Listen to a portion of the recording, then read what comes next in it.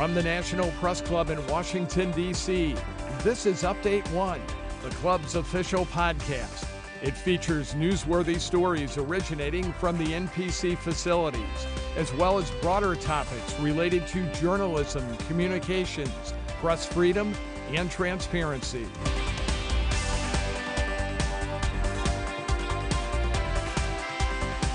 I'm Adam Konowe, co-chair of the National Press Club's Broadcast podcast team. Joining me is Steve Lott. He is author of the new book, Museum Flack, a public relations guide for museums. Steve, welcome to Update One. Good to be here. Let's start with you before we get to the book. You have a background in journalism and then PR. Tell us about it. I do. In fact, I started my career as a journalist and started coming to the press club way back in the day. But I started in the trade publication world. Wrote for Aviation Week magazine, which is one of the large trade publications for aviation and aerospace. And it was really there where I got a lot of my training when it came to writing, reporting, and telling a good story. And it was from Aviation Week writing for a trade publication that I eventually made the move to public relations. Yeah, so tell us a little more about how that first career in journalism informed your approach as a PR practitioner in your day job and now as an author. Yeah, and it's interesting. It's really been very helpful now as a public relations professional, as an educator, teaching, helping mentor, young students. But it's really, I still think like a reporter. And what does that mean? That's really the base of what I do and my day job. And working in a newsroom, it taught me a lot. But some of the 3 points that several points that it taught me along the way is news values rule all, and I write about what are news values in the book because we can all learn from that. Number 2, time is tight for everyone, whether you're a journalist, whether you're a public relations person, no matter what, time is tight, and that's important. And the last thing I want to call out is vague answers kill trust.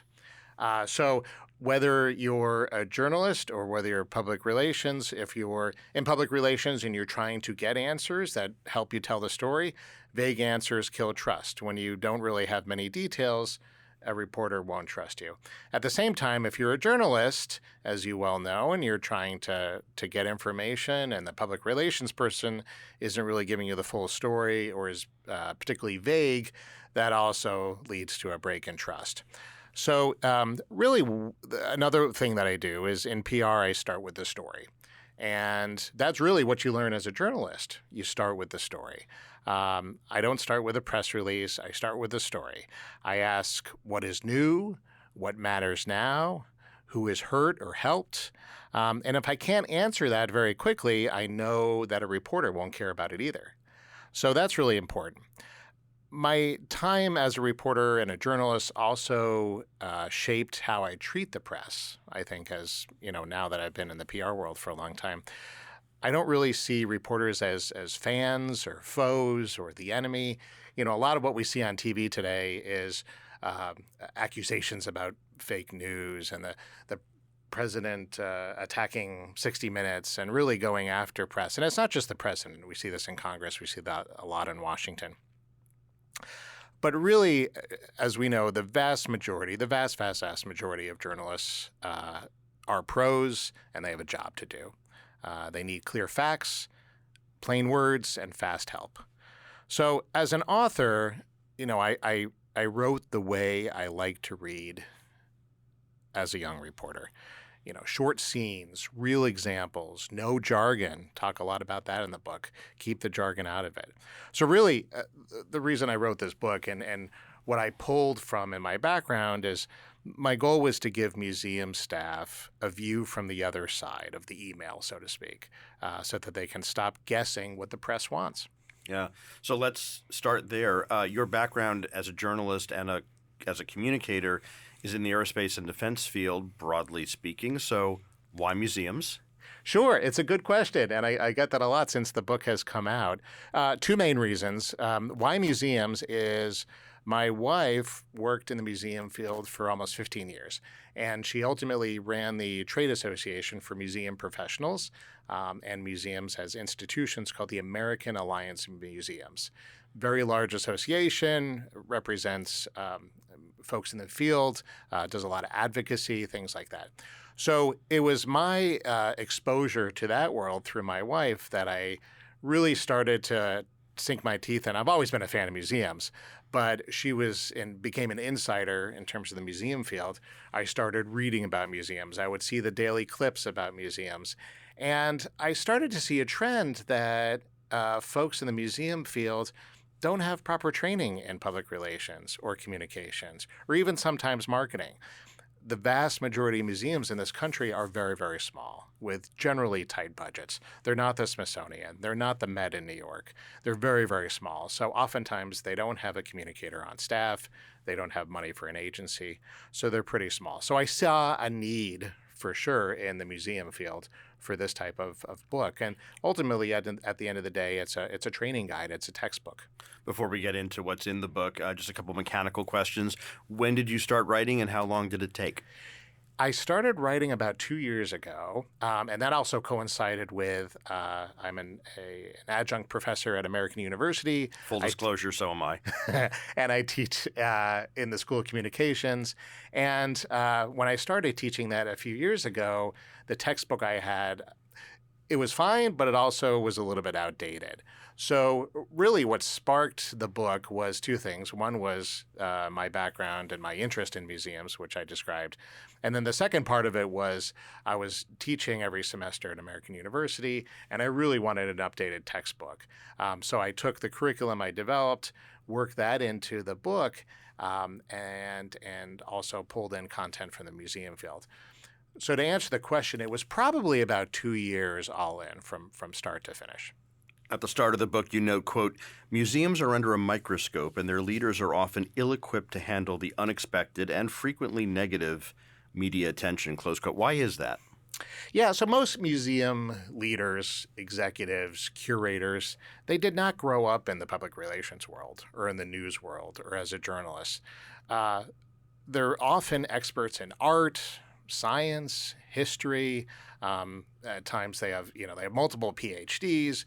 Very, very smart people, but they don't necessarily know public relations, and they're not necessarily following trends in the news.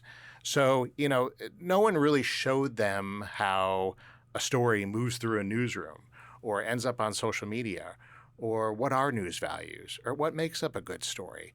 They certainly are good storytellers when it comes to history or science, but they're not necessarily in tune with what's going on in the world of public relations. The reason I say they're ill-equipped is many also think of their museum as a safe space.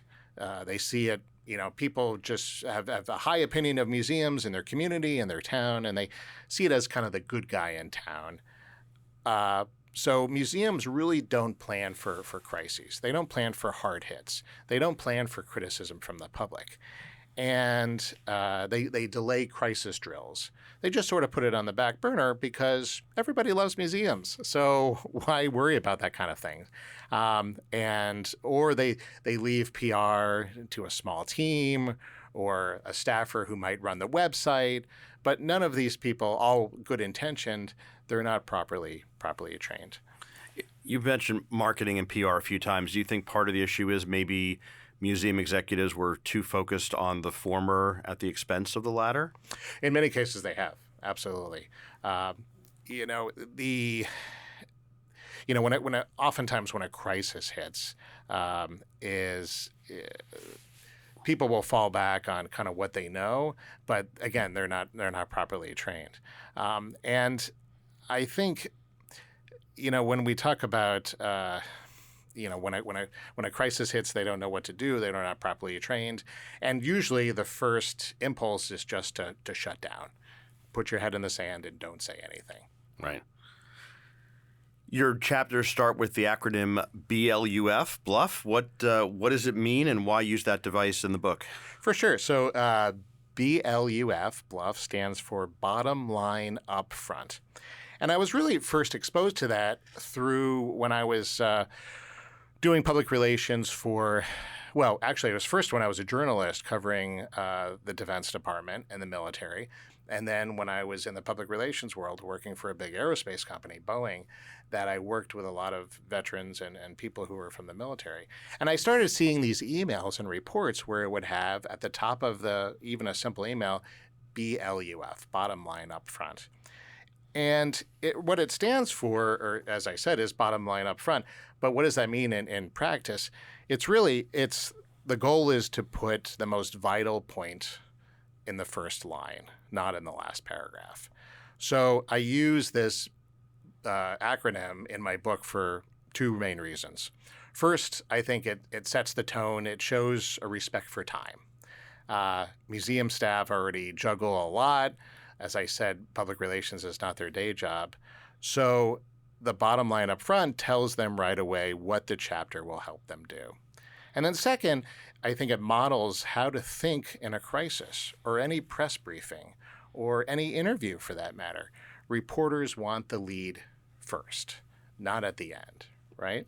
This is how, when I learned to write a story, you put the most important facts at the top of the story. So reporters want the lead first. They want the core of what changed, who was hurt or helped, what comes next. So if you can write a strong headline for any of your internal or external clients, customers, if you can write that strong bottom line up front, you can give a strong quote to a reporter and you can summarize your story well. After the book came out, you wrote a blog post for museums called 5 Ways to Pitch Your Story. Why did you pick that topic as your first blog, and what are a few of your tips? Yeah, for sure. In fact, the chapter in the book is called The Art of the Pitch. And the reason I use the word art, because it is very much art as opposed to science. I've been doing this for a long time, and writing a strong pitch to a journalist or reporter is still very much an art. But there's certainly some skill to it. And the reason I focused on this, I focus on pitching in my class, but I also focus on pitching in the book, because one of the key things I heard from museum professionals is we tried talking to the press, we tried pitching, but they never bite. And when I looked at what they would send as a pitch, the pitch is often not the real problem. The story is fine, the email is not. So it's really just the goal of this chapter and what I'm trying to get across is keys to pitching. And it's tactical things. It's writing the lead, writing a headline, grabbing their attention, keeping it short and concise. But then there's also other things, tie your news to a bigger theme, know the journalist, not just the outlet, things like that. You alluded to earlier the fact that museums have become lightning rods in an increasingly polarized society. You talked about executives sort of sticking their head in the sand and so forth. So how can they protect themselves when the megaphones on either side have become so deafening? Yeah, and they are megaphones. You're absolutely right.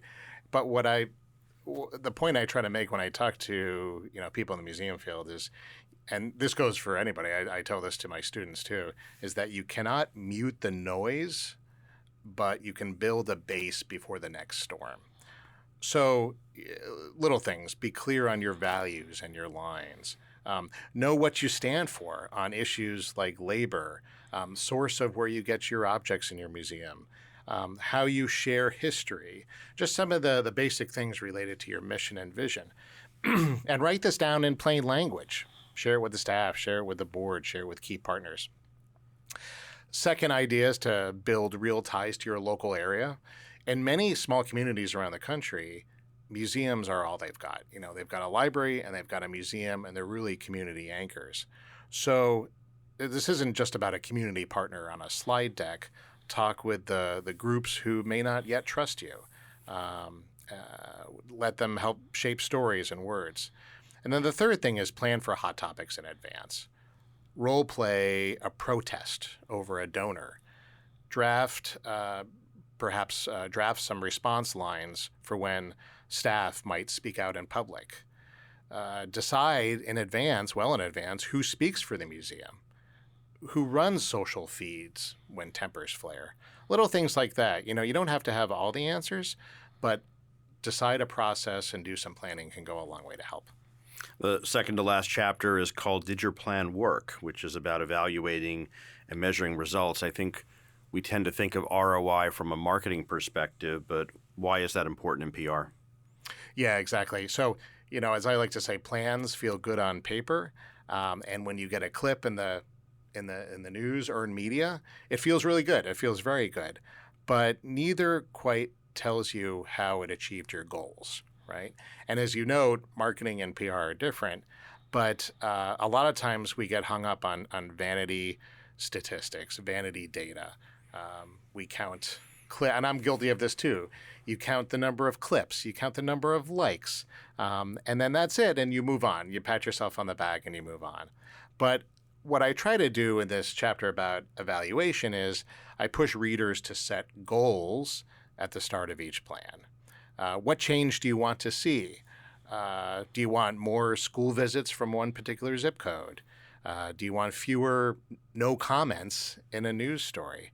Do you want an increase in, maybe memberships or visits or going to an exhibit?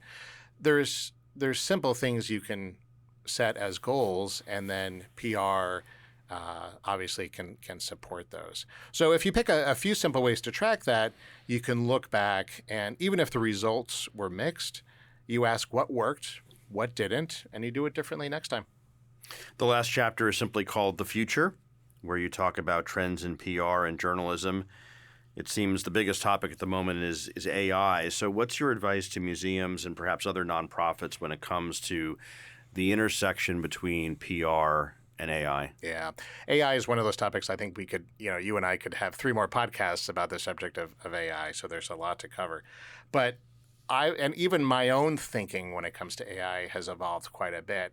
For a while, AI, and it's still scary in many ways, but it became very much a negative thing. So whether it was my team in my day job, my staff, I would tell them, don't you dare use AI to write a press release. You need to do that yourself. Or in our students at the university, we scare them and say, if you dare use AI, you're going to get yourself in trouble. It's considered cheating, which, as I think about it now, we probably set the wrong tone. Whereas I've now seen how AI can become a very helpful resource. And what I say to my students is that my advice is to treat AI as a smart but kind of flaky intern. That they're very eager, they'll do a lot of research, but they don't necessarily have all the skills quite yet to write a story, to verify that the data is correct, that the information is correct. So AI can do a lot to do research. I found that to be very valuable. Write summaries. It can scan long reports, especially in Washington, whether it's a congressional bill or a white paper. Some of these can be hundreds of pages. So, as we used to use that young, eager intern, we can use AI to scan those reports and provide summaries. But you must check every fact, every quote. You need to guard tone. You need to guard ethics.